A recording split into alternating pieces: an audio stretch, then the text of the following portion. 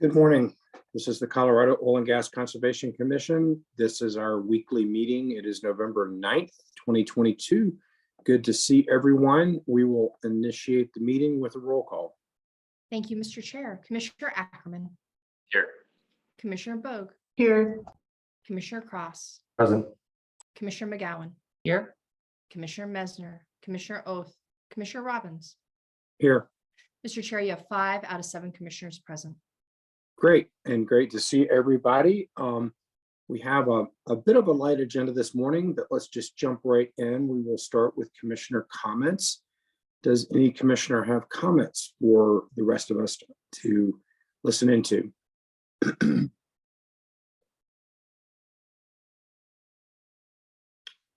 All right, seeing no one jumping right in, I will jump right into the deep end. I just wanted to let folks know that I met with the La Plata County Commissioners last Friday for a couple of hours.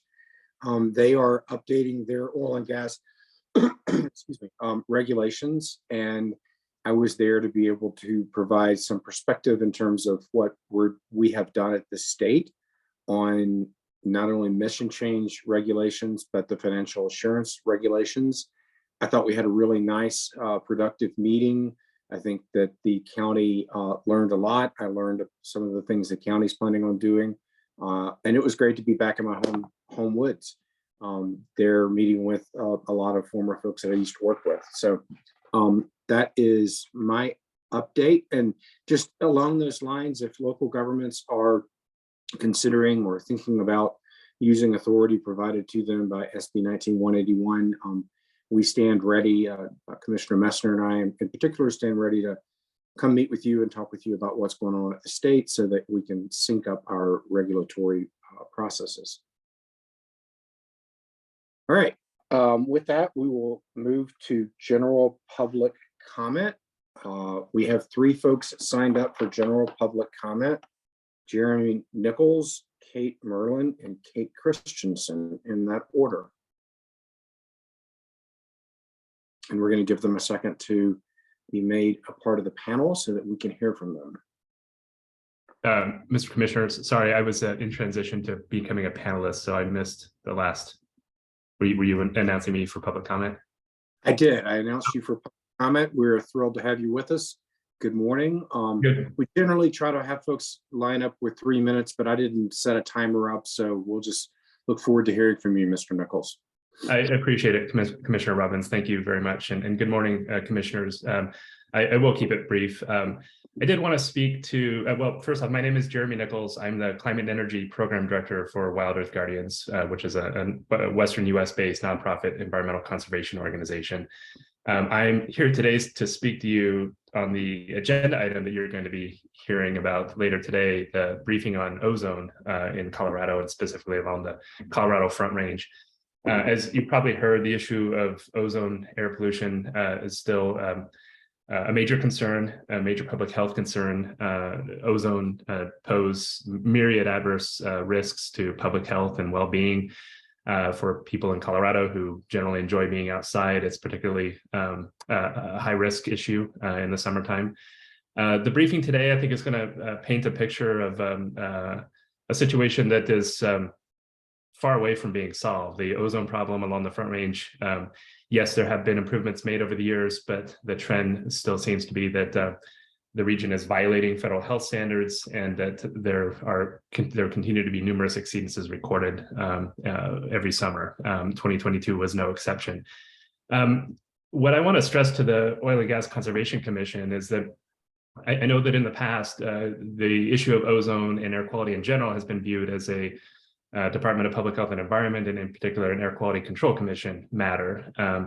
And I really want to stress that we continue to see opportunities for the Oil and Gas Conservation Commission to play a role in as well in addressing this problem, and specifically in doing more to assert authority related to activities such as drilling, fracking, and completion operations.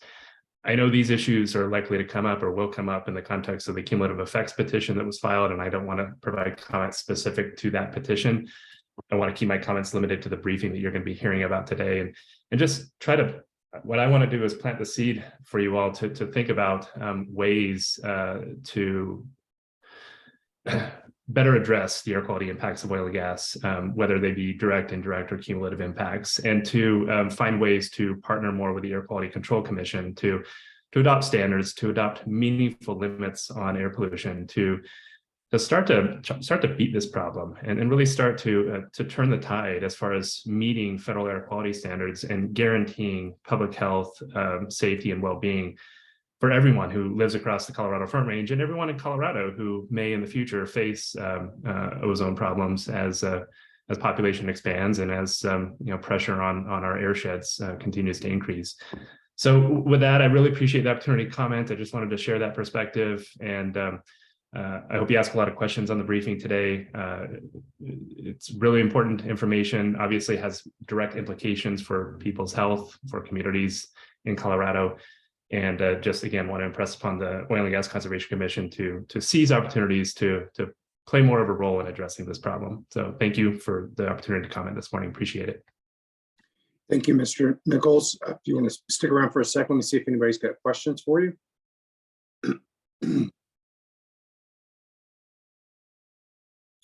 Great. I'm not seeing questions. We appreciate your being with us, and we do indeed look forward to the briefing later this morning. Now we will hear from Kate Merlin. Thank you. Thank you so much. Good morning, commissioners. Thank you for taking public comment. My name is Catherine Merlin. I'm a staff attorney for Wild Earth Guardians. I'm here to comment on Own Resources proposed financial assurances plan. I'm going to throw out some numbers pretty fast, but I'm happy to answer any questions. As a result of the transfer of 1,427 wells in March, Own Resources operates 3,300 wells. COGCC records indicate in addition to these wells, OWN possesses at least 6,200 other facilities as defined by COGCC, including tank batteries, pits, off-location flow lines, pipeline systems, gathering stations, locations, and more. OWN is asking to have its financial assurances reduced from a presumptive $42 million to only $8.5 million. I believe this number is preposterous and irresponsible for a variety of reasons, and I appreciate the opportunity to demonstrate why. According to COGCC data released at the time of financial assurances rulemaking, OWN was producing an average of 1.92 BOE per well per day. It now reports production of only 1.78 BOE per day. At the time of the rulemaking, other operators with similar numbers of wells, Kerr, McGee, and Noble, had financial assurances of $46 and $45 million respectively, with average production levels of 44 BOE and 30 BOE. OWN is a far riskier operator with older, much lower producing wells. With 3,300 wells using only $25,000 in plugging with no remediation or reclamation costs, and not including the 6,200 other tanks, flow lines, gathering stations, pits, etc., that works out to $82.5 million that the state would be responsible for if OWN fails in the future. OWN claims that its own demonstrated plugging costs are less than $14,000 per well. Its average well depth is 2,800 feet, which means only $5 a vertical foot, about half of what the industry has claimed that it can plug wells for, and much less than the orphan well program's average plugging and remediation cost of $82,500 per well, with $35,000 just for plugging. Particularly given the rising cost of cement, this number should be carefully investigated. Also note that at the time of the rulemaking, Colorado had an average bond amount of just $6,500. This was acknowledged to be wildly insufficient by experts, the public, and the legislature, and placed the state at enormous financial risk in the event of future operator insolvency. Potentially billions of dollars could be required to clean up abandoned wells. The $8.5 million bond OWN is requesting would amount to only $2,600 per well, again, disregarding commissioning and reclamation costs for the 6,200 other facilities, as well as any potential environmental remediation. To allow one of the largest operators with the riskiest kind of ultra-low production gas operations to have the commission's blessing to provide assurances that are less than half of what the average bond was before the financial assurances rulemaking would be criminally irresponsible of the state's long-term financial and environmental well-being. OWN has other factors besides low production and large numbers of facilities that weigh against allowing them to avoid option 3 bonding. In the past several years, it has had 30 years and 30 spills and releases. Because its business model is to run wells essentially forever, in the past 3 years combined, it's only plugged about 1% of its own wells. And because it acquires low producing wells from others as not an active driller, it's also not plugging other operators' wells as offsets. It claims it can run its wells essentially indefinitely, but if the past 2.5 years have taught us anything, it's that ultimately global market forces outside of any of our control will decide the closure date for these wells. And as we've seen many, many times before, this can happen extremely precipitously. If the COGCC does not have cash on hand when this happens, all the state will have is a legal battle to attempt to claw back what could conservatively be hundreds of millions of dollars in P&A reclamation and remediation costs. The industry has more profits now than it's had in decades. This is breathing room, not a promise of a permanent upturn. Please do the responsible thing. OWN is not a special snowflake. It's an absolutely enormous, privately owned, AKA less transparent, extremely low producing operator with thousands of wells that are already 20 to 30 years old, a history of spills and releases with an almost non-existent rate of plugging. This is not the poster child for option 5. This is the poster child for option 3. Thank you. Thank you, Ms. Merlin, for taking time with us this morning. It appeared that you were reading something. If you would like to submit that written document to us, we can all sort of read through it and try to capture it in a more, you were doing a good job of trying to stay within 3 minutes, but we would love to have those comments submitted to us so that we could read them at our leisure, if you don't mind. By email? Yeah, by email. If you just want to email it to me, I'll make sure everybody gets it. Thank you, Commissioner. Yeah, and I think Commissioner Cross had a question for you. Yes, thank you, Mr. Chair, and thank you, Ms. Merlin, for your comments today. And I can assure you that particularly all the option 5s and 6s are something that we're going to be taking a careful look at as we move forward with financial assurance. But I did want to ask if you had any kind of numbers. I know you were looking at the average cost of plugging, and were those average costs of plugging throughout all of Colorado or specifically within the shallow sands on the Eastern Plains? No, of course, the numbers do vary widely by basin. The industry average that we were given was $10 a vertical foot as a rough measure. I'm happy to provide more data over email. I don't have as much probably as some others do, but I'm happy to collect it for you. The main point was that ultimately this is not what the average cost is to own resources, because own resources will not be doing the plugging in the event of insolvency. What's really relevant is how much it will cost the COGCC if they were ultimately responsible for the plugging. So what's the most relevant number is what does it cost the COGCC's own orphan well program to plug? And your own program engineers probably have the best data on that.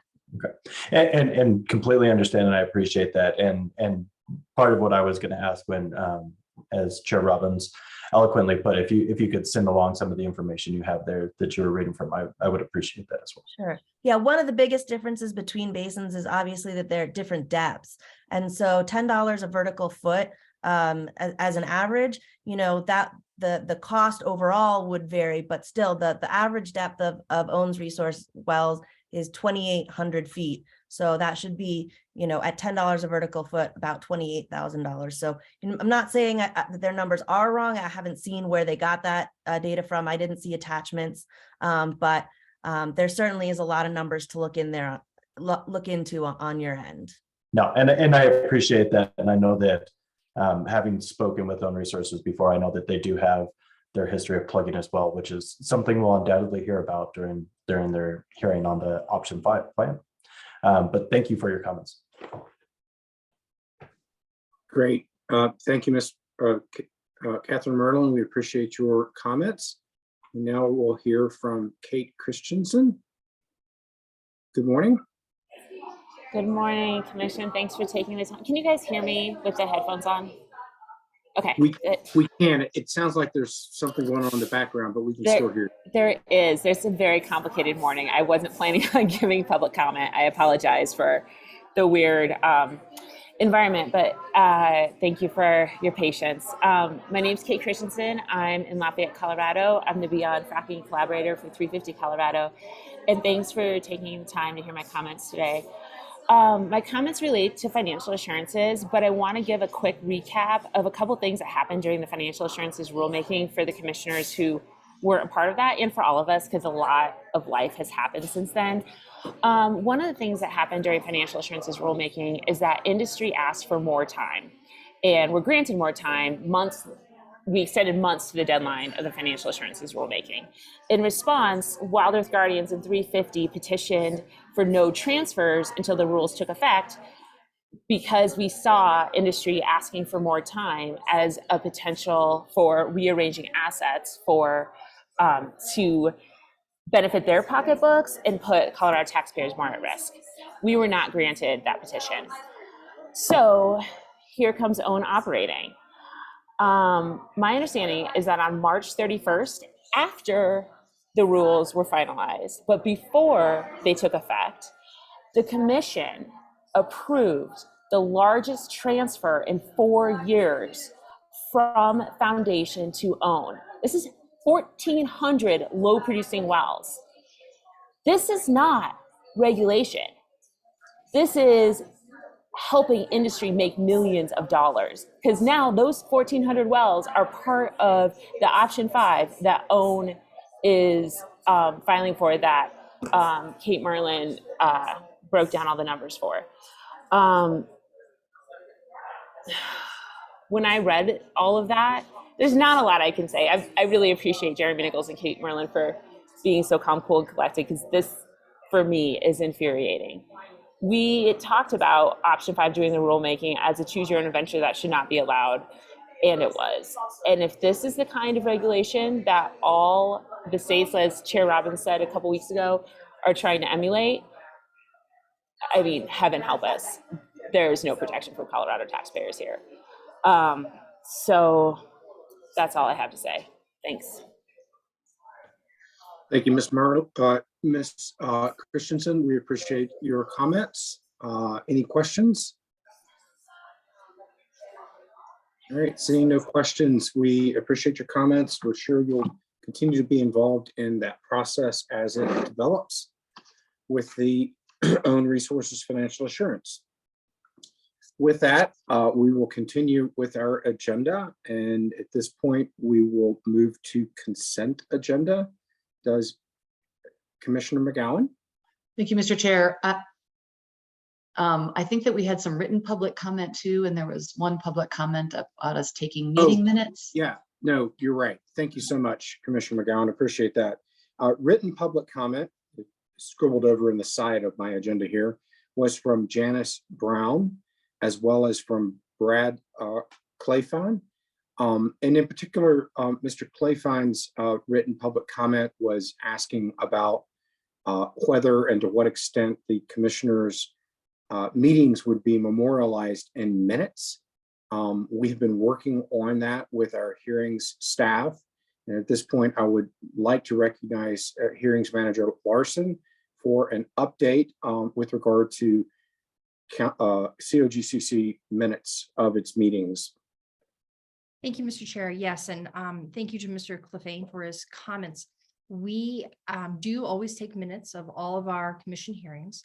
We are behind in getting those posted. We're understaffed in the hearings unit for some time.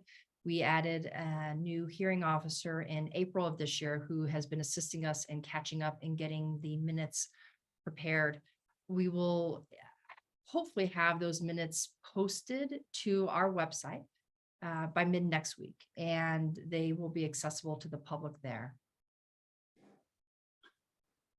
Great.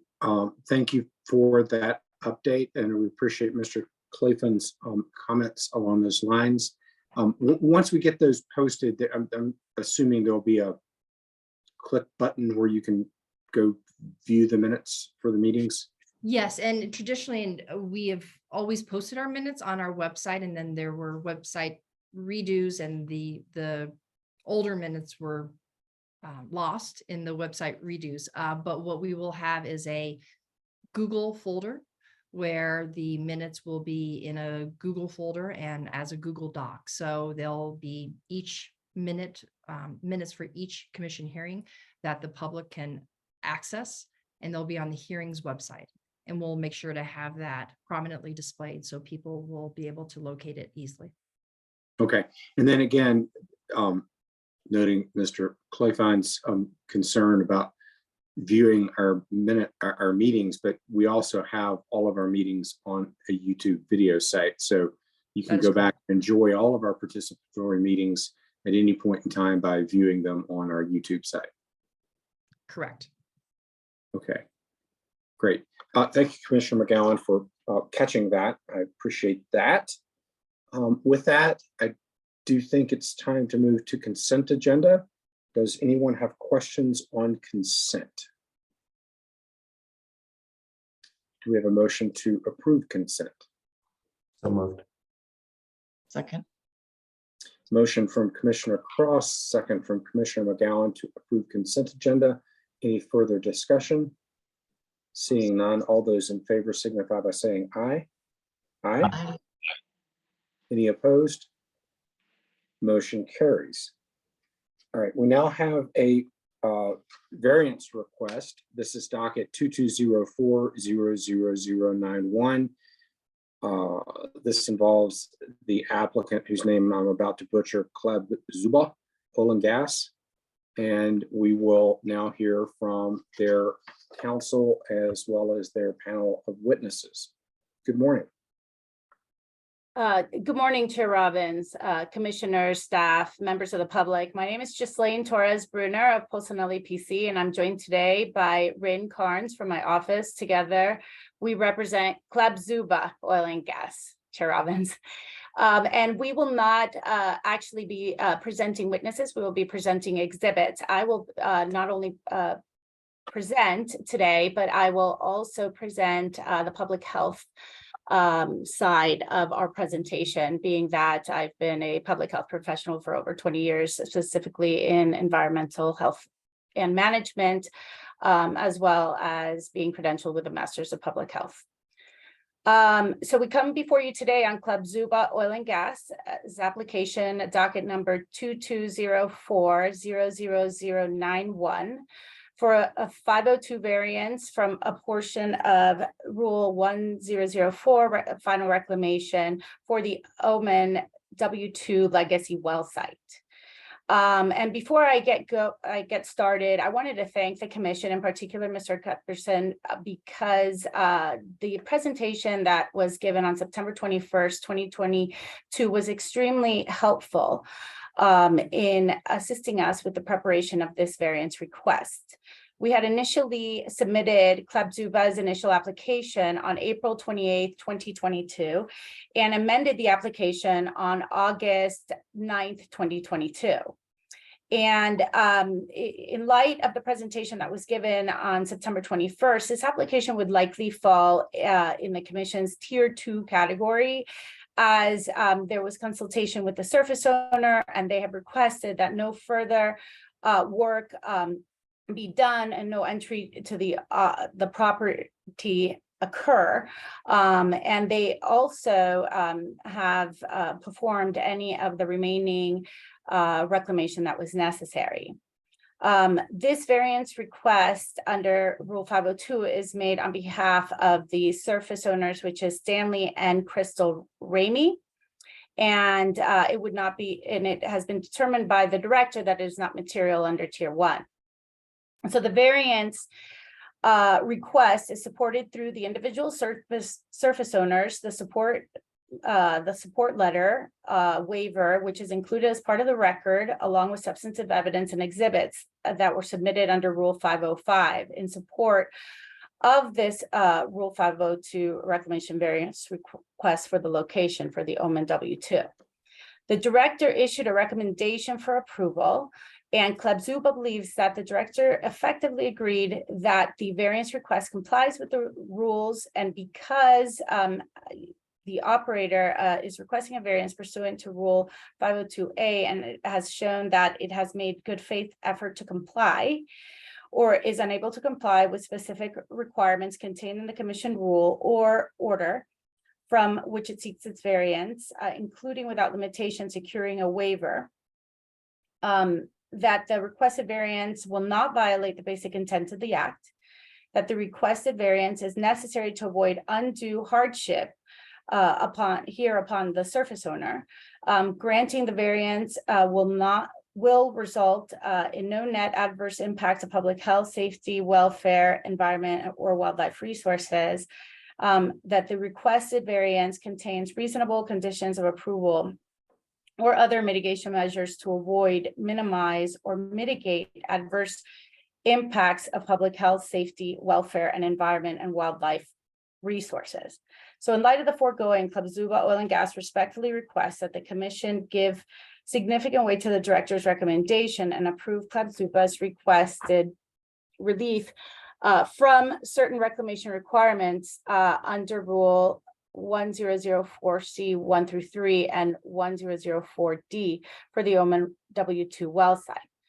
Again, I know that it's not traditional in most cases. The operators would now have their panelists from the company present, but I'm going to provide you a little background about Club Zuba, who no longer operates here in Colorado. So to provide you with a roadmap before I pull up my presentation, I'm going to give you a little bit of a background on Club Zuba Oil and Gas. I'm going to discuss the surface owner's consultation and requests, any waivers and acknowledgement of of 502C, an overview of 502C and 1004. I'm going to present to you the current site conditions, the director recommendations. So if I could share my screen, hold on one second, I'm going to set up the presentation. Take your time. Looking for the screen number. Second. It's pulling up the wrong number.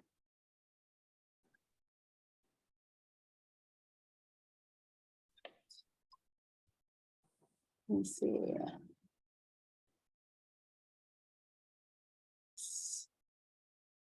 Number 2.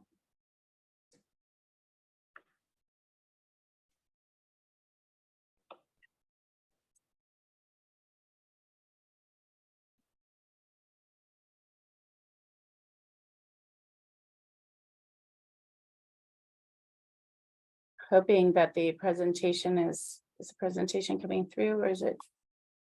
Yeah, we can see the presentation. It's not in, Presentation mode? yeah, correct. Okay, let me stop sharing for a second and see if I can get it in presentation mode. 1 second. Is it now in presentation mode? Hold on, it says started screen sharing. Yes. Okay, great. Sorry about that technical difficulty. Okay, so as I mentioned, that before we get to the merits of Club Zuba's application, I'd like to provide you with a brief background about our client, because our client has not come before the COGCC every day. As a matter of fact, it's probably been well over a decade since the last time it appeared before the commission. So Club Zuba was founded in 1968 and is headquartered in Fort Worth, Texas. Club Zuba Oil and Gas has a unique history in that in the oil and gas space. It operated wells across the United States, including Montana, Texas, Wyoming, Kansas, Arkansas, Michigan, Oklahoma, New Mexico, Utah, and of course, Colorado. In 1968, after serving in World War II as a fighter pilot, Robert Club Zuba founded Club Zuba Oil and Gas, being that he was a successful geologist and exploration manager. At times, he has been accredited for being the founder of the J Field.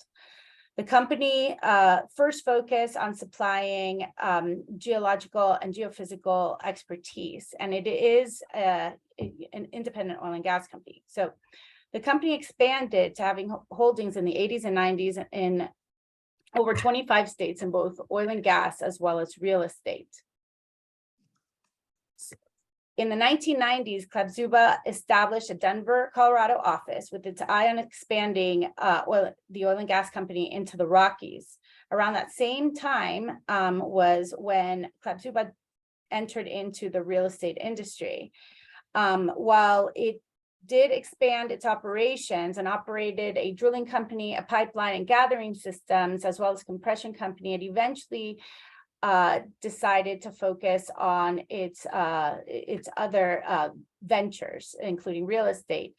But eventually, Klapsuba, by the end of the 90s, held producing properties in over 13 states. In 2008, Klapsuba sold its major oil and gas asset and began to diversify its investments. And it also began its plugging and abandoning and reclaiming efforts throughout the country.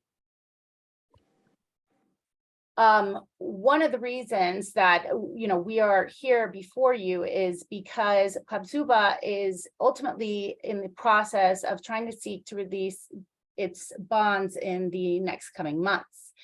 But being that it's always acted as a good steward, it has gone forth and reviewed the most recent rules that the commission has promulgated and has been following all evaluation of all previous legacy well sites and submitting any necessary form for sundry notices addressing its final reclamation. So as part of its internal evaluation and the Omen W2, as of November 2021, when Klapsuba began its evaluation of its Colorado oil and gas legacy sites, it found that it had already submitted and had approved, and the COGCC had inspected 23 of its 39 well sites.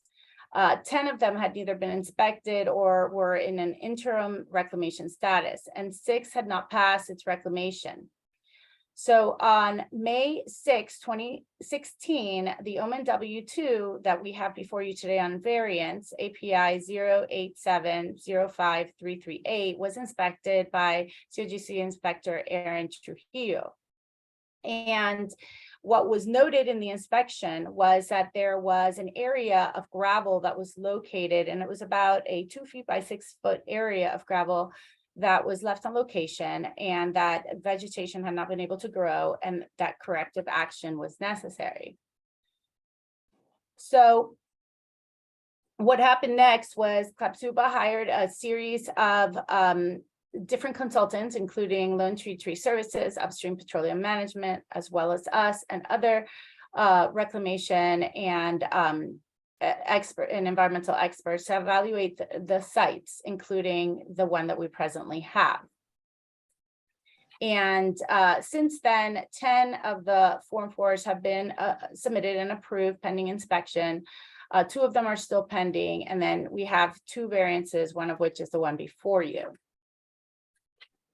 This is just a summary of where we are with respect to evaluating the various sites. So in particular, specifically the Omen W2, location ID 313716, was drilled in 1954 by the Pure Oil Company, and it was plugged and abandoned on December 22nd, 2010 by Klapsuba Oil and Gas. As I mentioned before, it's situated on the Ramey property. The Rameys have owned the property since 1990. So the entire time that Klapsuba was operating the well, as well as when it performed its plugging and abandoning and interim reclamation efforts, and final reclamation was owned by the Rameys. So we had a number of consultations with the Rameys, and some of which were via telephone, via mail, via letters, and they requested that we submit this variance request. And so this variance request is made to really accommodate the wishes of the surface owners not to disrupt the land. So here, just so you have an idea of where the property is, the Rameys home and farm is here. Up here we have farming land, and the well is situated in the portion of their land that was that is for grazing. It is maintained within a fenced-in area, and if you look, for the most part, and it's situated in the southeast quarter of the southwest quarter of Section 12. in Township 1 North, 58 West, Range 58 West. And it's about a mile from the cross sections here of County Road 17 and County Road F. The previous access road that might have existed over a decade ago has long been reclaimed, and it is completely vegetated. There's no actual access unless you go on the property by foot. And as I mentioned, it is surrounded by a fence. So there's really no longer any clear site of access. And we discussed with the Ramies the fact that the COGCC's inspection had been completed in 2016 and noted that there was specifically a bare area of about 2 by 6 feet still remaining that had gravel. And that the COGCC inspection report had asked that it would be removed, decompacted if needed, and reclaimed. Mr. Ramey advised us that he had personally removed the gravel in about 2017 and had actually repurposed the gravel, and that he wished that the land no longer be disturbed, that even walking out there could, impact the vegetation, and that area had grown, it had a significant vegetation growth. And so he requested that if we could have we requested that we would like our consultants to go onto the property to assess. And he advised us that he really preferred that nobody enter into the property, but instead that he would provide us with up close photographs, which I will show you here a little later in the presentation. And he again presented concerns that he didn't want also the cattle that was grazing to be impacted by anybody entering, and that there were no signs of weeds or whatnot, noxious weeds in the location. Here is the Exhibit B, which we provided, which was the inspection report that was done in 2016 that identified that the one area of concern of the property was that 2 by 6 gravel that had remained, that, as I mentioned, has already been removed by the surface owner. So we come before you today because of Rule 502 and in particular the rule states that if the applicant for a variance is uncontested, that the commission could consider the director's recommendation pursuant to Rule 508. But if the director determines that an application for a variance is not ministerial or implicates public health, safety, welfare, and environment and wildlife resources, the director will refer the application to the commission for hearing, which is why we're here today, because the application was found to not be ministerial. So pursuant to Rule 1004C in relevant parts, the final reclamation threshold for the release of financial insurance has to be met, and successful reclamation of the well site and access road will be considered completed when, and here we are on non-crop land specifically because that portion of the property is used for grazing. Reclamation has to be performed per Rule 1003 and 1004, and disturbed areas have been either built on, compacted, covered, paved, or otherwise stabilized in such a way as to minimize erosion to the extent practicable, or a uniform vegetative cover has been established that reflects pre-disturbance or reference area for shrubs and grasses with a total percent plant coverage of at least 80% of the pre-disturbance or the reference areas, excluding noxious weeds as determined by the director through a visual appraisal. The director shall consider the total cover of live perennial of the adjacent property or nearby undisturbed land, not including trees and soil slope and aspects of the reclaimed area. Also, a sundry notice would need to be filed, and there would have to be a final reclamation inspection as completed by the director, and that there would be no compliance issues left. So as I mentioned before, that inspection had occurred there, and there was corrective action that was identified, which has since been reclaimed. Under Rule 1004D, final reclamation of all disturbed areas shall be considered complete when all activities disturbing the ground have been completed and all disturbed areas have been either built upon, compacted, covered, paved, or otherwise stabilized, such that it has obtained 80% cover free of weeds. So here, we will provide this so you have an idea of the number of wells that are still left for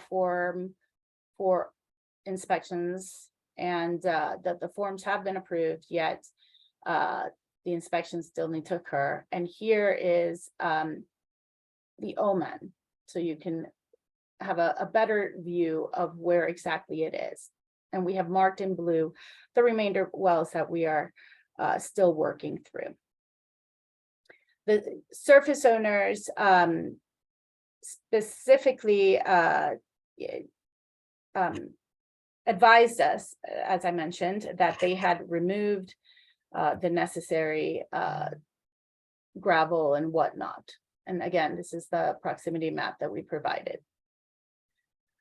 So here, moving on to waivers and acknowledgement of 502C, we made a good faith effort to comply with the specific requirements. We contacted the surface owners, of which they asked us to proceed with filing this variance and not enter the property.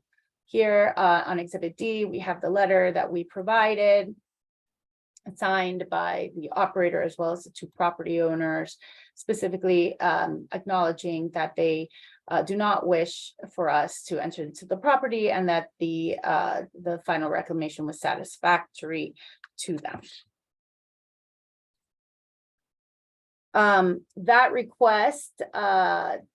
This request did not violate the basic intent of the act, and the request was necessary in order to avoid undue hardship, not just on the operator, but in this case, really the surface owner, who really would have had to reestablish an access path in order for us to enter. We would have damaged the vegetation in order to visualize what had already been completed by them, which was removal of the gravel. So here, we're providing the current photographs of the location, the previous legacy location of the OMEN W2. This photograph was taken facing northward, but we asked them to zoom in to this particular area here, so you can see that there's been significant vegetative growth that matches the area. As you can see, it is pretty flat. There's no signs of any water body. We did take a look on it on the hydrology layer of the COGCC site. There was one water well a little bit far away and a dried up stream bed. We did not consult the CPW, as in this particular case, since the surface owner did not want anybody to enter. We had determined that it wasn't necessary, although in previous hearings, we've heard that there have been questions with respect to that. As you can see, there's no visible signs of any noxious weeds. This picture was taken around immediately before submitting the application, so it would be as current as possible. And again, this is an aerial, so you can see where it's located and certain aspects of the topography. Moving on to the director's recommendation. So the director's recommendation acknowledged the relief requested by the applicant and recommended approval. In particular, leaving the site as is following reclamation and the removal of the gravel by the surface owners who do not wish that the specific area be disturbed as it is growing well. Based on the information provided, which included COGCC substantive evidence, exhibits, and the waivers, the variance request complies with the applicant's requirements of 502C and the director recommended approval of the variance. Therefore, in conclusion, we respectfully request that the commission grant the variance from any further reclamation for the Oman W2 well site in light of the surface owner, Mr. and Mrs. Ramey's request, and allow COGCC to submit its Form 4 sundry notice for the final inspection. Thank you. Sorry, trying to find my unmute button. Thank you very much for the presentation. I'm now looking to my fellow commissioners if folks have questions. Commissioner, ooh, everybody's got questions. Oh, no. Commissioner Cross, then Commissioner McGowan, then Commissioner Ackerman in that order. Thank you, Mr. Chair. I just have one really quick question, Ms. Brunner. I think you showed on the picture, you mentioned that there was a water well a little bit far away. Could you potentially identify where that is on the map? Sure. You know, let me see if I can close out this presentation because I hesitated in actually, hold on a second. I had another map. I didn't want to submit an additional exhibit because we had already submitted the package, but let me see if I can find it. It's about 700 feet or so from it, closer towards the house north. Let me see if I can find the additional exhibit. If you can give me a moment. Or I can open the presentation, but I actually had an exact map. And while you're looking for that, my other question was just that, just to confirm, you said that the Rameys began revegetating that in 2017. Is that correct? Yes, yes. So it has gone through a number of growing seasons. They moved the gravel and they revegetated, and we did follow up with them, but with the pandemic in the middle, we had, it took a while before we were able to get back out there. Let me see. I think it's, here we go. This is it. I can show you this. Give me 1 second, it'll open up. It's a little bit, my computer's a little bit on delay because of the Zoom, but should be opening in 1 second. And I'm happy to entertain the next question while we open up the water well, unless it's related to this. Those were the only questions I had, Mr. Chair. Okay, Commissioner McGowan, why don't you go ahead and launch the next question, and then we'll wait to get the answer to the first question. Thank you, Mr. Chair. And thank you for your presentation today. And I think that I maybe need to understand better. When I was reading the materials, I was curious to try to figure out why it took, I think, according to my notes, 23 years for you all to come to us with final reclamation for this site, and why this homeowner then had to do final reclamation efforts on their own. And did you reimburse them for that work? Like, I'm a little irritated by all this, actually. This is a very long time for you to get to final reclamation because you want your bond money back. And in this case, the homeowner themselves had to do the reclamation, and I'm guessing they don't want you on their property because they're done with it. They don't want people messing around anymore. And so, sorry, I'm a little irritated. I'd like to understand why this took so long for you to get to this point. Thank you, Commissioner. I appreciate the question. And my understanding is from COGCC is that they were always actually in very good terms with all of their surface owners.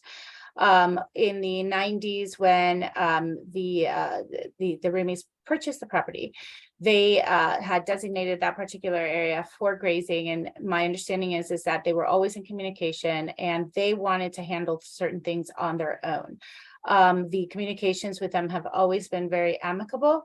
And it's just that they felt like, the oil and gas operations were done, and they kind of wanted to reclaim and handle their property on their own. So it was not a situation where Club Tuba was not in communications with them up until it shut down their offices here. They were regularly in communication, and they had been in communication in 2016 and 2017. It was decided by the Ramies that they wanted to move the gravel, which was a small portion, and they wanted to actually repurpose it.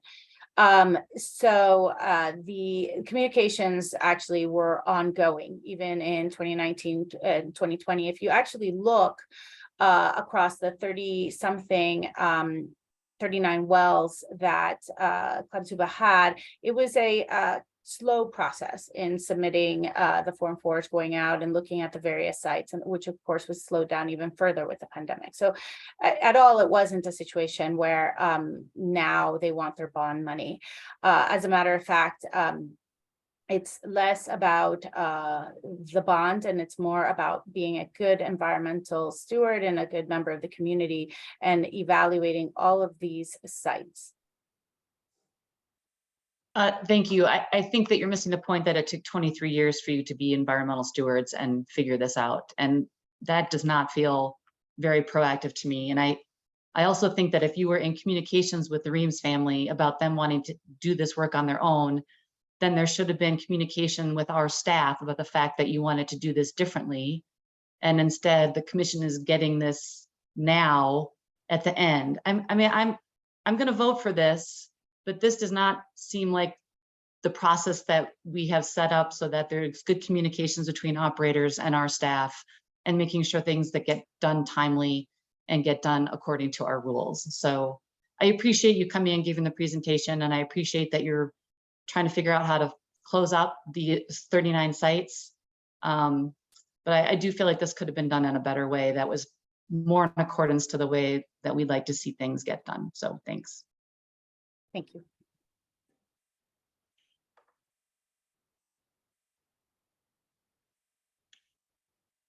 Were we trying to go back to the first question, or? Oh, yes. So let me, if you don't mind, if I could share my screen one more time. I'm going to share.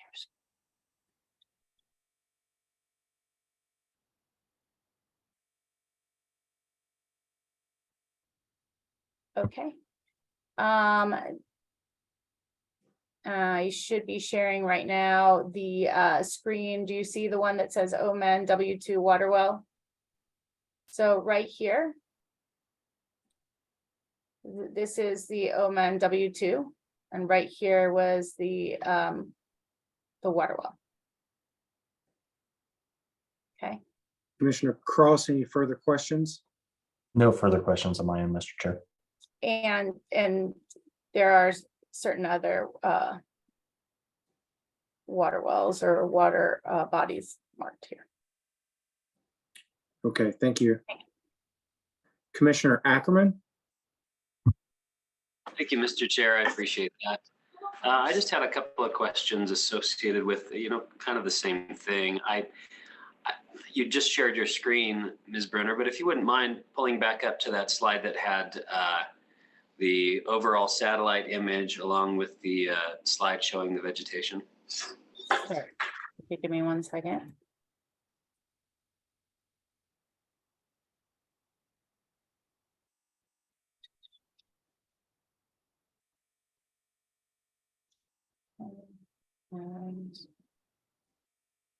It's not on presentation mode, but I will be showing you the screen right now.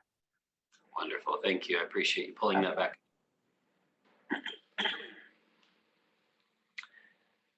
That's the one. So that tree area there, if you look at the satellite to the right, just above the red dot, that appears to be the tree area up there. That does seem to still have some gravel and soil around it, but I just wanted to verify that the well site itself is that red pinpoint south of the that pad by where the trees are. Is that right? So you're mentioning the image on the right here, or the red dot? Is that what you're saying? And then Correct. Yes, and then this site here should be that particular site, which is the photograph the Ramis have provided. So the site to be reclaimed has nothing to do with the road leading up to the tree area there and the surrounding area of the tree, but is rather in the foreground of that picture on the left where the vegetation Right, is. right. So this right here, where you're seeing this vegetation, was covered by a 2 by 6 foot gravel, and which has since been removed. Thank you. And then to verify that the road leading up to where the trees are and where the trees are has nothing to do with the oil and gas development, but rather is surface owner Right. created, or doesn't have anything to do with Club Zuba. Right, exactly. Okay. All right, that's helpful. Thank you. And if I heard you right, you can take that down. Thank you so much, Ms. Bruner. I appreciate that. And if I heard you right, my understanding was that as part of this process, this has been entirely through photograph, that at no point was anybody from Club Zuba allowed on the property to assess during this application? On this property, nobody was actually allowed on the actual site. We did see the site from the other side of the fence. So it was evaluated in terms of evaluating where the roads were, where the home was, any other kind of other, either water bodies or trees or vegetation, wildlife or whatnot. And it was evaluated a couple of times by various of our consultants. It's just that we could not cross the fence because in particular that time during March, I believe it was March and April was their calving season. So they did not want us to, enter. So it was all somewhat from a distance. Thank you. And when you say from the fence, do you recall which direction that was from? So if you look at the driveway where the property is, it was reviewing from there also over towards the on the satellite image, as close as possible that we could see over to the to the well site general area. But you were viewing that area from east, where the house is there, from the west? Right, from the area that's right there. From the west, okay. Yes, from the west to the east. Okay, thank you. I appreciate that. And as far as you know, if I heard you correctly, it wasn't just Club Zuba, but no one from CPW or from our staff was actually on the site to evaluate it, but just from the fence area there. Is that right? Yes. So the last time that, to my knowledge, that anybody from COGCC had been on the site was in 2016 when Mr. Trujillo was there. I am not aware that anybody else from the COGCC has been on the site. Thank you. I appreciate that. I don't have any further questions, Mr. Chair. I'll hold my comments for deliberations. Thank you. Thank you, Ms. Bruner. Thank you. Okay, further questions from the commission?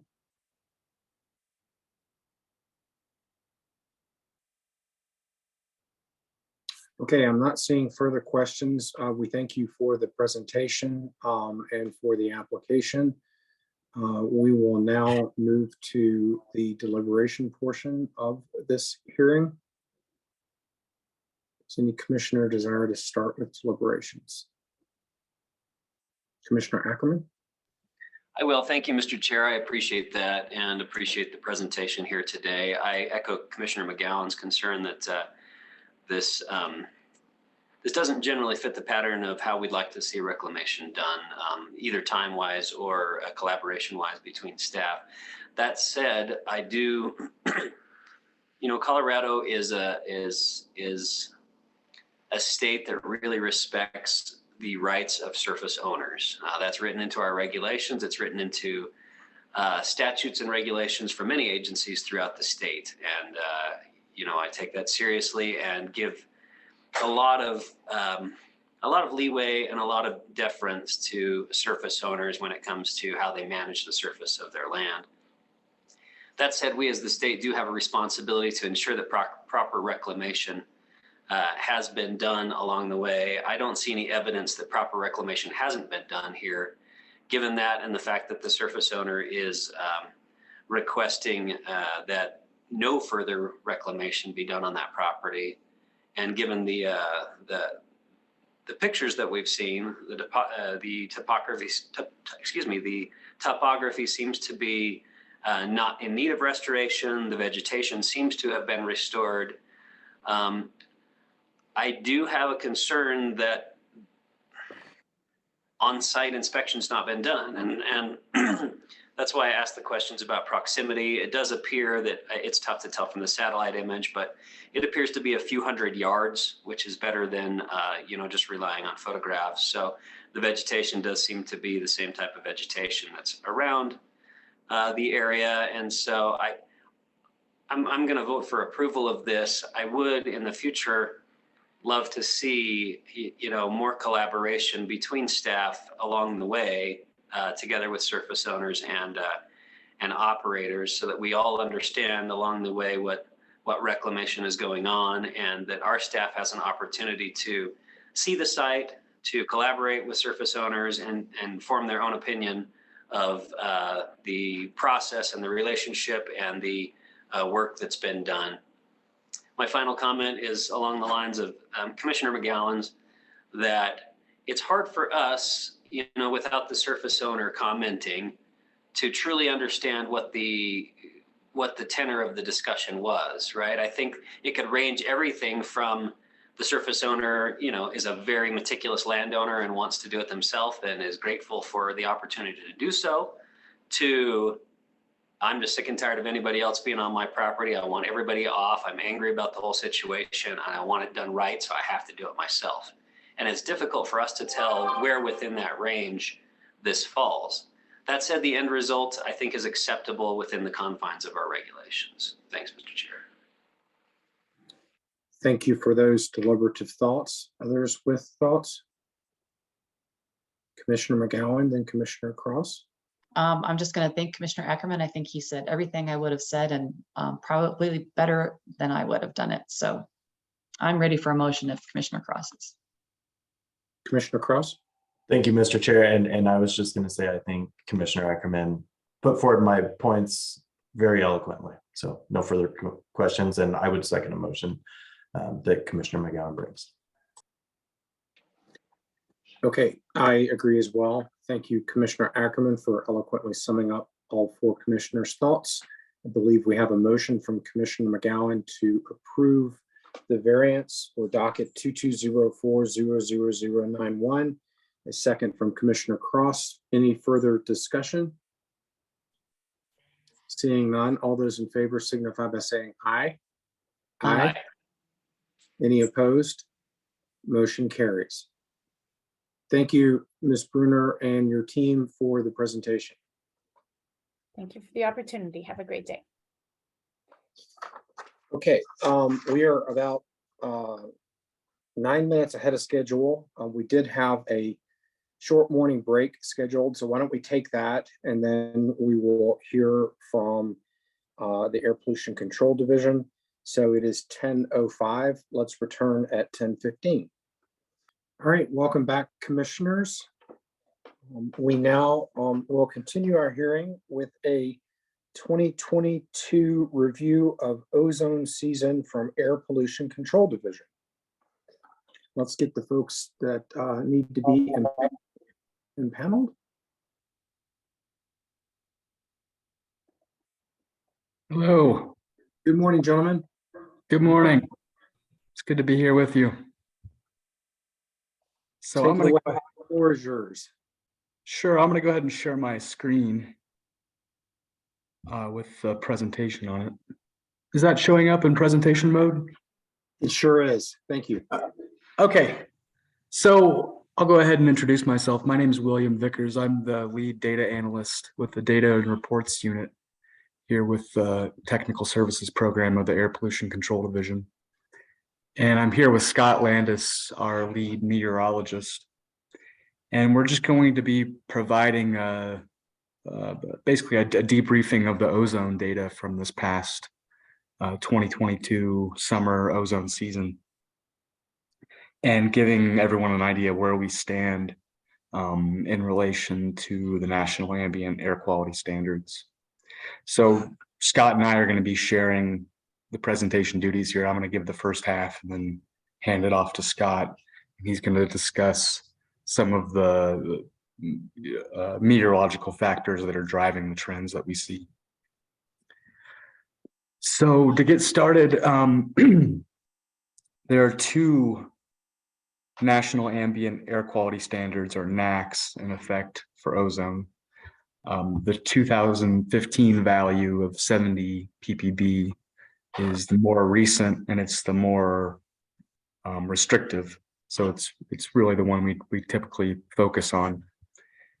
And the standard, which is a health-based standard, it's designed to be protective of human health, and particularly for sensitive groups like the very old, the very young, those with respiratory conditions, etc. It's defined as the 3-year average of the daily fourth maximum 8-hour value recorded for ozone. So it's a little bit of a complicated way of defining the standard, and I'll just kind of flesh it out a little bit. The idea is we have hourly recordings of ozone at each of our monitoring stations. And these hourly recordings are computed, there's a 8-hour running average computed from those hourly recordings. And so each day of the year, there's going to be a maximum 8-hour value. So if you can imagine taking those 365 values and sorting them from high to low, the standard would be the fourth highest of those. And then every year we have one of these fourth highest values, and it's the 3-year running average of those that defines the standard. So just real briefly, I wanted to describe to you, why we have ozone in the lower atmosphere. This isn't a pollutant that's directly emitted, but it's formed in the atmosphere through a complex interaction between VOCs, volatile organic compounds, VOCs, and nitrogen oxides, NOx, in the presence of sunlight.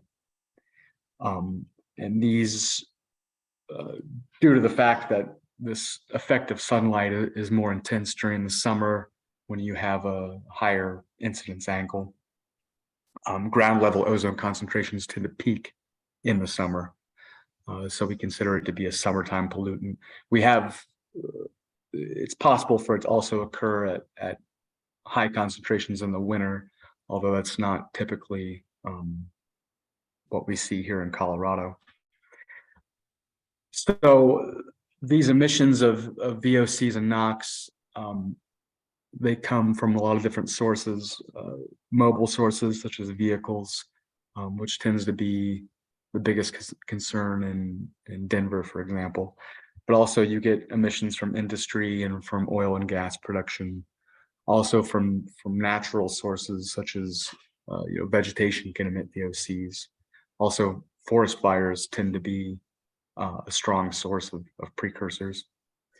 So there's a number of sites where we're measuring ozone throughout the state of Colorado. A lot of these sites are operated by the Air Pollution Control Division. Quite a few of them are operated by other agencies such as the Forest Service, the Southern Ute Indian Tribe, the EPA, for example. And this map is just to give you an idea of how extensive the monitoring network is and where these sites tend to be clustered. And I'm going to kind of take the showing the results region by region. So you can see there's a lot of sites clustered in the southwest corner, the western slope, also in the northern Front Range in Denver metro area, and there's a few in the southern Front Range in the Colorado Springs area. So I'm going to be showing the data from these regions separately as I go. So starting off with the southwest area, what's being shown here is the 3-year running average of that design value, the fourth max 8-hour value, as I described previously. And you can see that for the Southwest region, all of these sites are well below the standard, which is shown here as a red line going across the graph. So for 2022 and for the past 5-10 years, none of these sites have been exceeding the max. And the values here are clustered around 62 to 66 ppb. So now I'm showing the same sites, but instead of showing the 3-year running average, I'm just showing the annual value of that, that annual fourth max. So instead of it being smoothed out by averaging 3 years, 3 consecutive years, it's just showing what the value was for each year. And the take-home message here being that for almost all of these sites between 2021 and 2022, this value decreased quite a bit, 4 or 5 ppb at each site. The point being that 2022 was a bit more mild of a year for ozone. So moving on to the western slope, and again, this is the 3-year running average, which is the value that should be compared to the max. And again, similar to in a previous slide, these sites on the western slope are well below the standard. And again, just showing the value for each individual year rather than the 3-year average. There was a decrease of about 5 to 10 ppb at each site in 2022. So similar to as in the Southwest, on the western slope, again, there was it was a bit more mild of a year with a lower design value. So now moving to the Colorado Springs area, and this is the 3-year running average, so the value that should be compared to the max. You can see that for 2020, 2021, and 2022, this value has been exceeding that 70 ppb max standard in terms of the 3-year running average. But again, if we just look at the annual values rather than the average, the 3-year average, you could see that there's some good news in that 2022 the value was quite a bit lower by about 10 ppb at each of these sites. So if we were to see 2 more years of data like this, it's reasonable to assume that the 3-year running average would come below the max. So again, some good news if we just restrict our analysis to the year 2022. So now moving to the Denver Metro and North Front Range area, and this isn't all the sites in that region, but it's a number of the key sites and some of the sites that typically have the highest ozone values. So in terms of the 3-year running average, these sites are all above the max. And you'll see that in a table I show here in one of the coming slides, but all of the sites currently in the Denver Metro and North Front Range area are above the 70 ppb standard in terms of the 3-year running average. And some of these sites are well above. So there's a few that are approaching about 83 ppb in terms of their design value.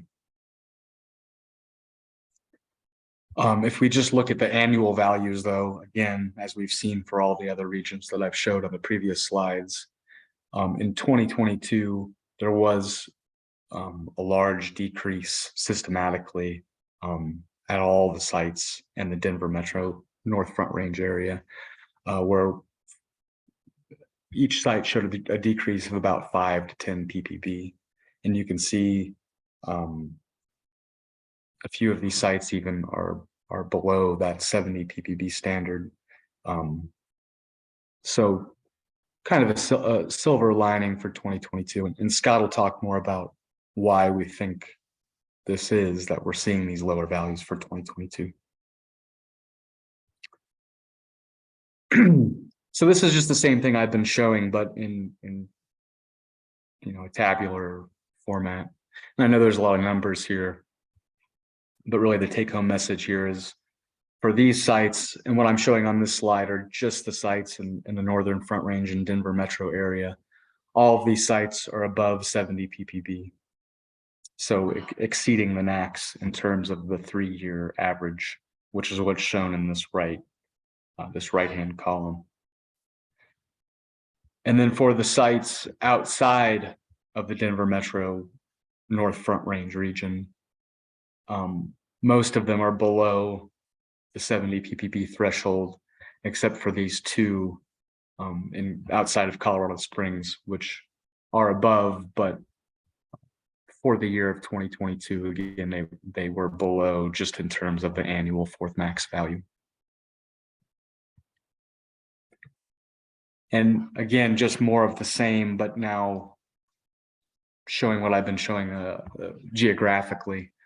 You can see the real area of concern is the Denver metro North Front Range and the Southern Front Range, Colorado Springs areas. These are where we're recording values above the NACs, whereas outside of that region, the values are typically well below the standard. So what this plot is showing is it's the number of days in each year where there was at least one site in the Denver metro North Front Range area with a daily maximum 8-hour average over the 70 ppb threshold. And the big take home here is that 2021, there were quite a few of these values, approaching, I think it was 67 or 68 different days where we had a value above the NACs. And that value went well down and back to more of a baseline of about 32 days in 2022. So yeah, 2021 was an anomalously, ozone values were anomalously high, and that's affected the 3-year average in a way that we'll see for the next 2 consecutive years, because it'll carry along in the 3-year average. But 2022 was a much more mild and kind of a average year in terms of ozone.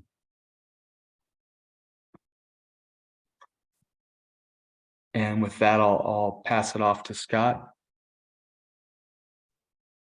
Okay, thanks, Will. Good morning, commissioners. Thanks for the opportunity to speak this morning. I am going to focus kind of on the meteorology that we had here during the summer of 2022 and talk a little bit about our forecast program as well, how we get the word out to the general public, and also some of the products we put together to help some of the oil and gas operators to reduce emissions on some of these higher ozone days. But I'll start off here with the meteorology. And the thing I heard over and over again over the past couple of months was, just how much cleaner the summer was. And yes, in some respects, it certainly was. We had a lot less in the way of wildfire smoke, which was certainly welcome here in the summer of 2022. So these 2 images to the left is August 8th of 2021, same date in 2022 to the right. And you can see that big difference. The red triangles denote wildfires. So there were far fewer wildfires in 2022, as you can see from this image, but probably just as important to that was the steering winds really were in our favor this summer. So, in 2021, it was basically a conveyor belt of smoke that was coming from the West Coast and especially Northern California, west to east, right into Colorado. A little different here in 2022. We had the fewer fires, but a lot of that smoke was also directed northward. So not as much in Colorado, more so in places like Idaho, Montana, and Wyoming. And I'll talk about more about that in just a moment. Next slide, please.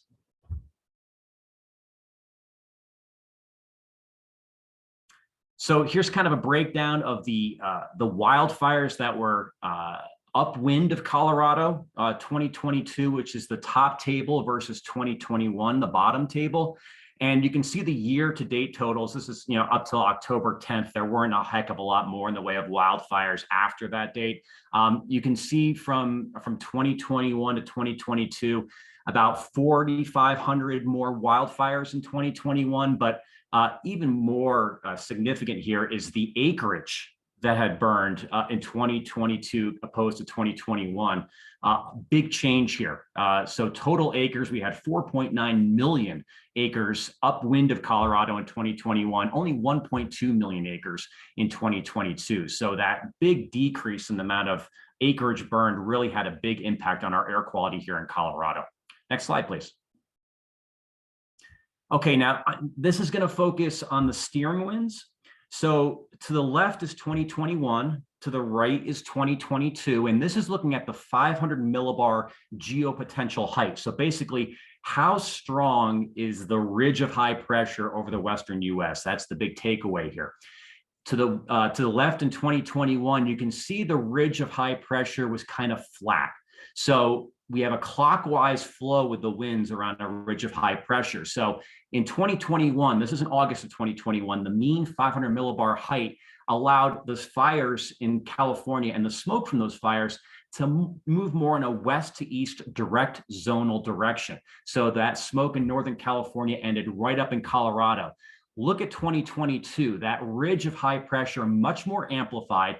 And if you continue to look at it as a clockwise flow around that, you can see the smoke from the fires in Northern California were directed northward around that ridge of high pressure and mainly to our north. So really two big factors here, less fires and the transport winds much more favorable for us this past summer. Next slide, please. And you can really see how much cleaner it was in Denver this past summer. This is the average daily PM 2.5 concentration for the summer months, June 1st through August 31st, and this is going back to 2010. So you can see the trend here is pretty flat from the start of the period 2010 to about 2017, 2018. Now 2019, we had a pretty big drop off, not a big wildfire smoke year for us. And then, of course, we had those two horrendous years here in 2020 and 2021, really peaking last year. But look at that drop in 2022. We had an over 50% drop from 2021 in the average daily PM2.5 concentration. And also, we should note here, 2022 had the lowest daily PM2.5 concentration in downtown Denver in over a decade. So that's really some encouraging news, not just from the point of view that we had fewer wildfires, but I think just in general from anthropogenic pollution. Next slide, please. Now, you have this great news, less smoke, but the bad news is, that big ridge of high pressure that was over us created a heat dome, and we had one of the hottest summers on record here in Denver. August, 4th hottest on record. July, 2nd hottest on record. September, 3rd hottest on record. And of course, we all know ozone loves the heat. So even though we didn't have that smoke coming in and amplifying ozone concentrations, the meteorology itself was conducive just for high ozone concentrations. Next slide, please. So a little complicated here. I'll try to break it down for you. The gray bars are the average 500 millibar height during the summertime months. The orange line is the average high ozone concentration at NREL in Golden. So there's been past research done by my predecessor, Pat Reddy, showing a pretty strong correlation between average 500 millibar heights and ozone concentrations. So you can see, there's a pretty decent correlation here. When you see the higher gray bars, the ozone tends to be higher as well. And it really peaked last summer. So the average 500 millibar height last summer was the highest on record going back to the 1940s. So in my mind, even if we didn't have the smoke last summer, it probably would have been a pretty bad ozone year. The ozone made a bad situation even worse. Now look at 2022, very similar meteorology. The average 500 millibar height this past summer, very similar to 2021, but look at that average high ozone concentration. It's about 7.5 ppb lower in 2022 as opposed to 2021. despite the fact we had very similar meteorology. So, from a atmospheric standpoint, probably the prime suspects here was that decrease in wildfire smoke, but also we had a much more robust summer monsoon season this year. We had a lot more in the way of showers and thunderstorms around, not just at the higher elevations, but some of those coming off the foothills into the northern Front Range region. So 2021, we had virtually no rain whatsoever. 2022, a little bit closer to normal. So I think those two big factors there, more thunderstorms from this monsoon and less wildfire smoke, combined to bring us a real big drop in ozone this past summer, despite that very similar meteorology. Next slide, please. Now I'll talk a little bit about some of the products we put out. This is our long-standing Ozone Action Day Alert program. We've been sending these out to the general public for probably close to a couple of decades now. We send them out to generally anybody who signs up for them on our website. We post every day at 4 p.m. We make a decision, Ozone Action Day Alert or no Ozone Action Day Alert. We do that from May 30th through August 31st. However, we will issue an Ozone Action Day Alert at any time of the year if one is warranted. Our primary focus is that health message piece. That being said, we have a pollution prevention message in there as well. And we work very closely with the Regional Air Quality Council in getting that word out to the general public during these high ozone events through their Simple Steps Better Air program to reduce emissions. And the regulatory teeth that we have with the Ozone Action Day Alerts is that any type of open or prescribed burning is completely prohibited within the non-attainment area when we do issue an Ozone Action Day Alert. And for our environmental justice efforts, we do have these alerts now available on our website in Spanish. Next slide, please. And this is generally how we get those Ozone Action Day alerts to the public. We're always looking for ways to expand our audience. We send them out through emails, websites, social media, and we have a partnership with the National Weather Service. All of our alerts are posted on weather.gov,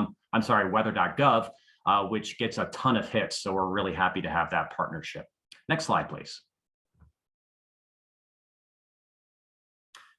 And, we've gotten a lot of, especially last summer, a lot of requests. How many Ozone Action Day alerts, have you issued this summer? And last year was kind of ridiculous.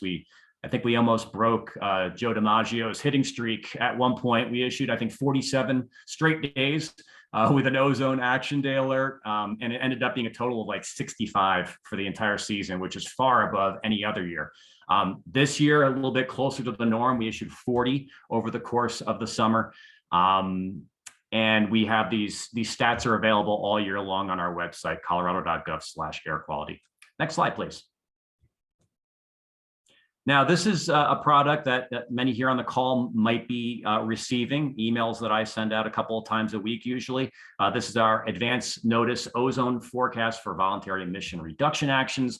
We launched this back in the summer of 2017. In general, we'll send out an email 2 to 3 times per week. Certainly during busier air quality periods, we'll send out more of those.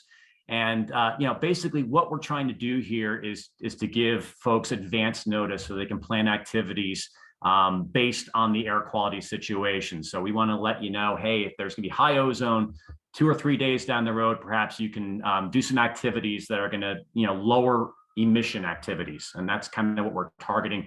Currently, we have an email subscriber list of 121 email addresses. Certainly, we'd like to add to that list. If some folks on the call want to get in touch with me, I can add you to that list. And again, we're trying to target those high ozone days 2 to 3 days in advance, which is not easy. It's tough enough to get an accurate ozone forecast 24 hours in advance. 2 to 3 makes it a little more difficult, but we certainly do our best. Next slide, please. And this is just a comparison of these, our Ozone Action Day alerts with these voluntary emission reduction emails. The Ozone Action Day alert emails go out on a daily basis. The reduction action emails more based on the air quality situation. Everything with the reduction action emails is voluntary. We do have those mandatory burn bans when an Ozone Action Day alert is in effect. And again, the biggest difference, I think, is just that time frame. The Ozone Action Day alert is looking at a 24-hour time period. We're looking a bit more out into the future with the emission reduction emails. Next slide, please. And this may look very familiar to some of you. This is the email that we send out during the summertime months. And, we try to keep it as brief as possible and be as clear as possible about what days we do believe the ozone is going to be high, but even more importantly, what days the ozone is not going to be high. So, those activities can be done accordingly and appropriately. Next slide, please. And that's about all I have. These are a multitude of links that you can check out our products. And again, I want to emphasize it. If anybody wants to get on this email list that I send out during the summertime months, just shoot me an email. My email address is right there. I'd be happy to add you to the list. And I think Will and I would both be happy to answer any questions you might have. Thanks. Great. Thank you very much. We could stop the screen share. Very good. Now I can see everybody. Questions? Commissioner Cross, then Commissioner McGowan. Thank you, Mr. Chair, and thank you very much for this presentation. I found it really interesting. One thing that I wanted to try and inquire about is particularly seeing the low 2019 numbers. And part of the reason I want to focus on 2019 versus 2020, 2021, obviously the fires were a big part of it, but did you see any kind of impact on the PM 2.5s, the ozone, things like that, from the decreased driving while people were at home during the pandemic? Yeah, thanks for that question, Commissioner. It's very complicated when it comes to the decrease in driving, just because of that, for ozone especially, that combination of VOCs and NOx is not, if you drop one, doesn't necessarily going to decrease your ozone because just that complex chemistry. I would say the one in 2019, the biggest change that I saw was in NO2, nitrogen dioxide. It fell off a cliff in 2019 with the decrease in driving. I'm sure it did have some impacts on the ozone, but it's much more, there's a lot more noise there to kind of go through. Okay. And so just looking at that, and I found it particularly interesting as you're showing the bars with the heat and then trying to compare it to the PM, I think it was the PM 2.5 as well.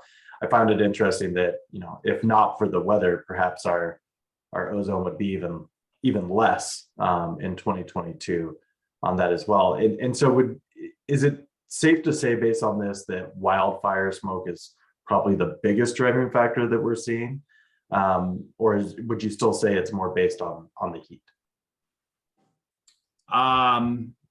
Wildfire smoke, I think, is certainly a driver. And one thing I should say about wildfire smoke, it's not automatically going to increase your ozone. Now, in 2021, it was long-range transport of wildfire smoke. So that smoke was aged 2 to 3 days. When we have that aged smoke, it goes through a lot of chemistry and can enhance ozone.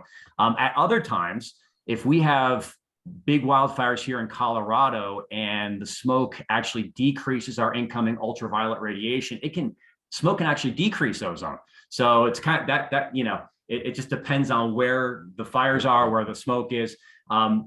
So yeah, I mean, the smoke was no doubt a big driver of our ozone concentrations in 2021. But there's just so much that goes into it. When I look at things like NO2 and PM 2.5, it's so much easier to decipher, hey, this changed, that's why this is lower or higher. Ozone, it's just much more complex. So I apologize if that was a rambling answer and didn't get right to your point, but.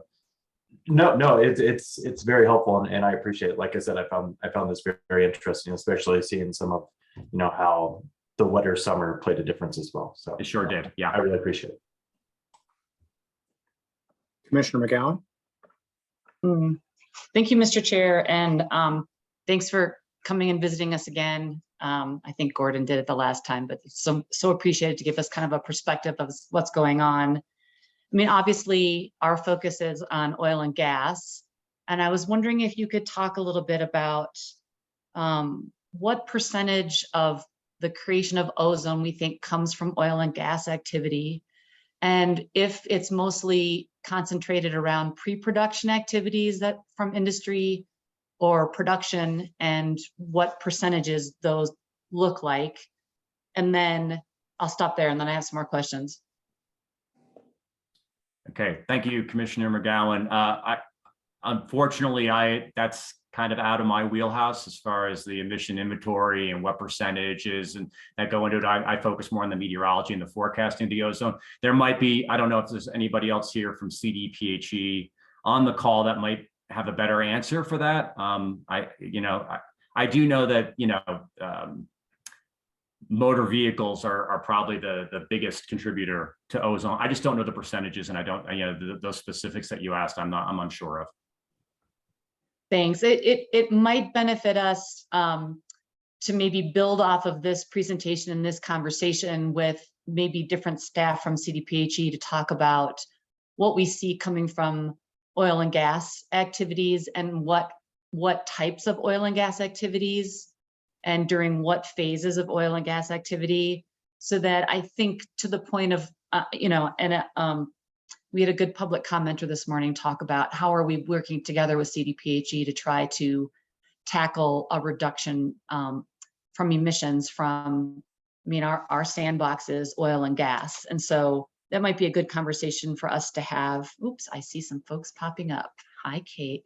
So maybe we could have this conversation today, but if CDPHE doesn't feel prepared, I think it is a good conversation for us to have. And then just for folks who are listening, I also want them to know that we are working with CDPHE. In particular, we're trying to focus on how we share data and what that data is telling us about what's happening from what we see from emissions from oil and gas activities. So for folks who think that we're doing everything in our little siloed areas, we really are trying to create better cross connections. So I don't know if the folks who have popped up want to talk a little bit about what I was just asking. Yeah, thank you, Commissioner McGowan. I just wanted to point out that we have Tom Moore on the call, who is the head of our technical services program, and he has extensive experience studying oil and gas emissions. So I thought maybe he would be the most appropriate person from the division to go ahead and take a crack at your question that you had asked, Scott. Thank you very much, Kate. Thank you, Commissioner McGowan, for the opportunity to speak to this. So we have a sort of pronged approach to answering the next level of questions that you're asking. We're going to finish interpreting the funding that the commission has given us to do the aerial overflights and get that more integrated and summarized after the briefings that you all had. There was some important information learned about the potential and the actual sort of contribution from oil and gas emissions. So, that's a new resource for us. We have a statutory requirement to do a study over the next 3 years, sort of what we call phase 2 of the aerial overflights. And we're going to be looking at not only doing those, but also perhaps putting in tower measurements, ground-based sampling, both emissions and ambient impacts, and also just improving the emission inventories in general, and building on Reg 7.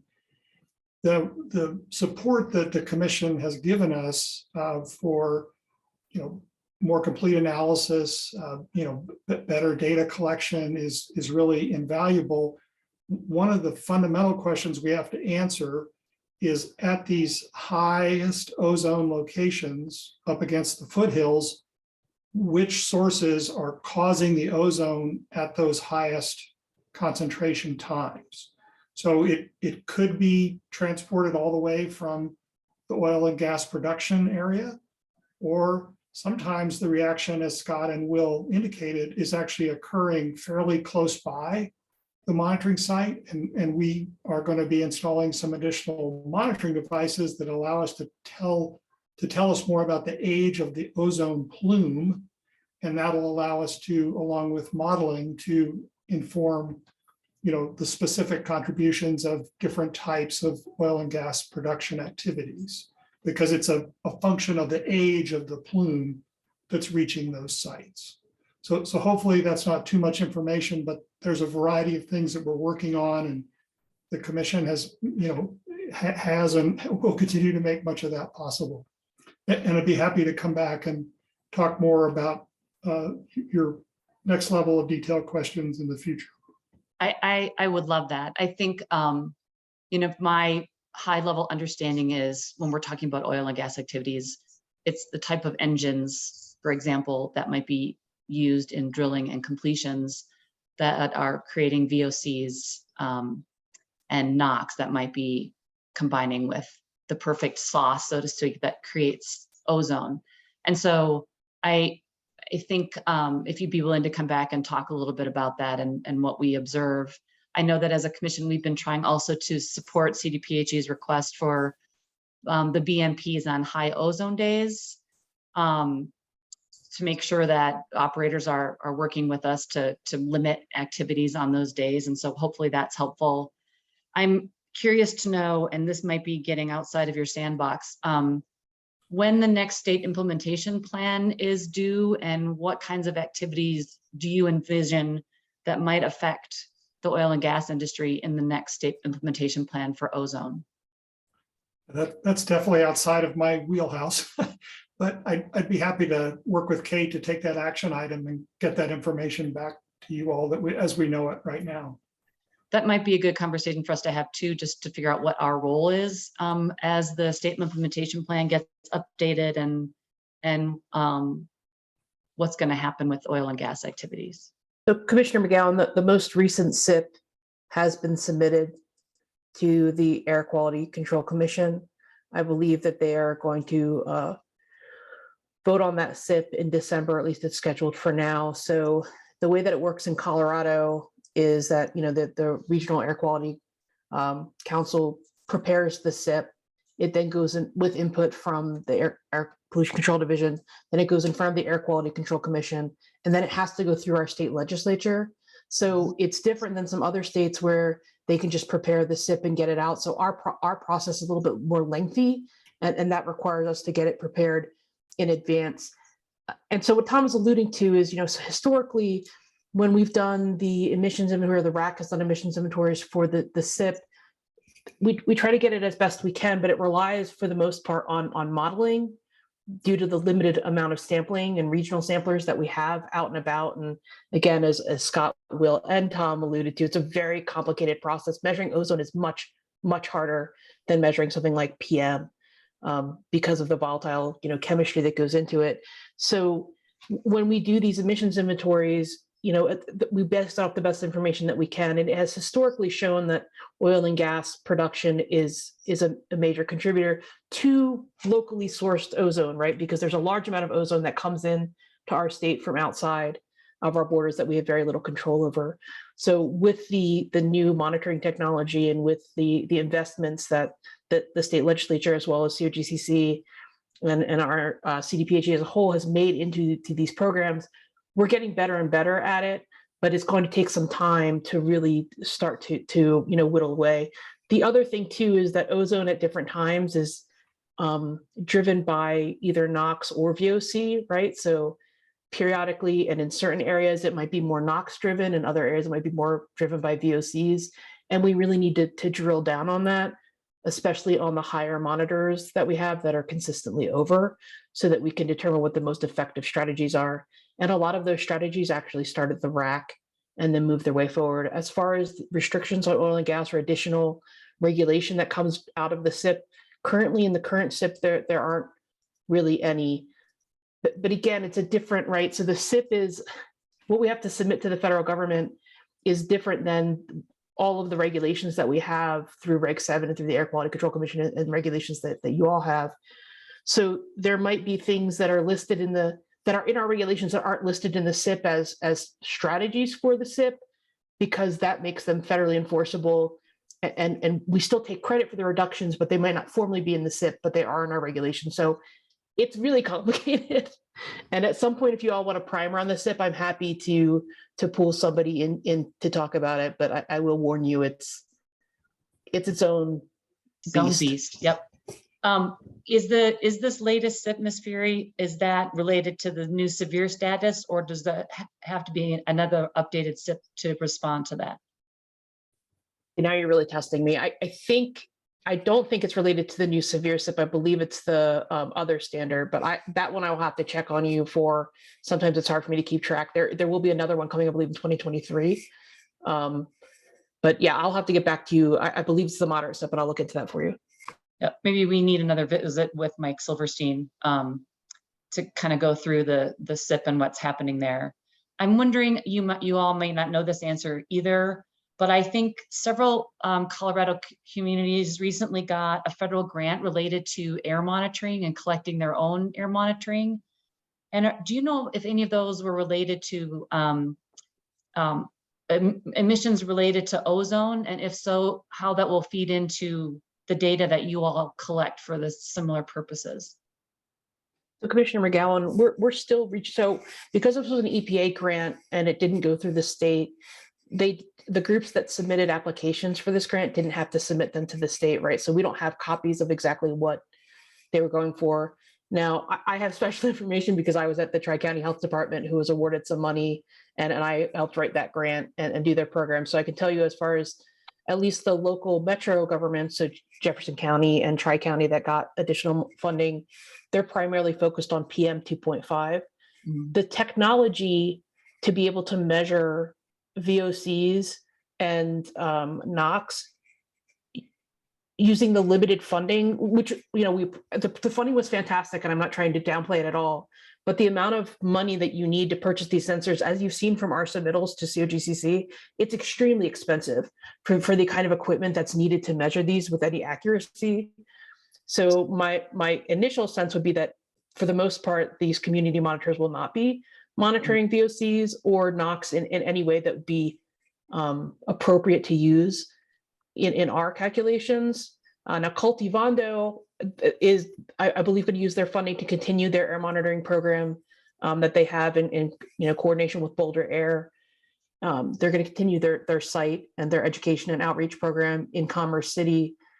But Commerce City is not where we're getting high ozone readings. Those tend to be the 4 monitors that are along the mountains. So I don't know, again, how impactful that would be in terms, but we are in the process of reaching out to these groups and seeing, what assistance and collaboration the state can provide to them. Thank you. And then last question. I know I'm maybe getting into the weeds and maybe a little out of my depth. My understanding is also that as we move into severe status, that there is a chain effect for how air is permitted related to, I think, a Title V permit that used to be at 50 tons of emissions and now it will be at 25. And is that in any way related to what is being emitted as ozone precursors, or is that like total overall emissions? And this is me knowing enough to be dangerous, but I think that some of our oil and gas sites might be affected by that change. So Commissioner McGowan, thanks for the question. That would be another really good input to get back in the context of the SIP, because that's a requirement that flows from the Clean Air Act. But I believe that it applies to all of the criteria pollutants, so VOCs, NOx, et cetera. And the threshold drops for those permits. So you end up with a much larger number of permits that are at that more rigorous standard. But that would be an excellent question for folks in our planning and policy group to give you the breakdown on, because that is a Clean Air Act requirement. Yes, and Commissioner McGowan, it will be affected. Oil and gas facilities will be affected by that. So one of the reasons why we're trying so hard to staff up, right? Because trying to process all those permits is going to require a large number of staff. Plus, it increases the number of facilities that need to be inspected. The frequency of those inspections will need to increase as well. So we're going to have to staff up our oil and gas inspections unit as well. And I did want to tell you that I got an answer for you. So the SIP that's in front of the Air Quality Control Commission is the moderate SIP from under the 2015 NAC standard, and that's due in January of 2023. So like I told you, we have a longer process than most states, and that's why we have to get it really to the legislature like a year in advance. And then the severe SIP under the 2008 NAC standard is due in spring of 2024. So that one, the RAC's already probably working on that one, and it'll probably be submitted to the Air Quality Control Commission in 2023. I'm not exactly sure the timeline on that one. That's when they're due to the feds. Thank you so much. Thanks for humoring me and both of us getting outside of our sandboxes. But Mr. Chair, I guess if other commissioners are interested, I would suggest a visit again from the RAC and Mr. Silverstein and maybe some of CDPHE's planning folks, so we can delve into what's happening with oil and gas and their piece of the pie and strategies for reductions, and how our commission plays a role or doesn't play a role in those discussions. Thank you, Commissioner McGowan. And I think I would speak for a majority of the commissioners that we'd like you just to organize this discussion. So go for it. Others with questions? All right, I'm not seeing further questions. Thanks to the panel and thanks to the pinch hitters as well for coming in and doing a good job with a lot of good questions from Commissioner McGowan and Commissioner Cross. We do appreciate it. And we'll look forward to continued discussions along these lines with you guys. You're welcome. Thank you. Thank you. Okay, commissioners, with that, I believe we have taken care of the business that was on our agenda for this morning. Does anyone have anything further? If not, I think we're looking for a motion to adjourn. So moved. Second. Motion from Commissioner Cross, second from Commissioner Ackerman, or vice versa. All those in favor of the motion to adjourn signify by saying aye. Aye. Aye. Aye. We are adjourned. Thank you, everybody.